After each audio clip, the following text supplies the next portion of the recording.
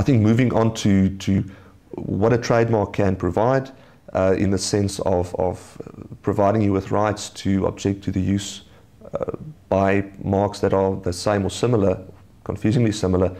You know, there are various ways in which you can force a trademark. You know, an example would be to say you have, as a registered proprietor, become aware of someone using your trademark without your permission or any mark confusingly similar thereto. What can you do?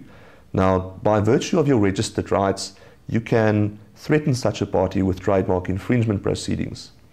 If, you know, you require such party to, for example, stop using that trademark and they don't do so, then it is you know, it's an option available to the registered proprietor to approach the High Court to say, you know, I really now have no alternative but to institute these proceedings and, you know, ask the court, ask the court at least, to grant an order prohibiting this party from making any further unauthorized use. We generally refer to that as an interdict or an injunction. There are other remedies as well that a court can grant. Such remedies vary from a possible order for damages, alternative to that, a reasonable royalty. A court can order the delivery up of all infringing materials, and then more often than not it would grant costs, you know, legal costs in favor of the successful party in such proceedings. However, that's not the only means of a trademark.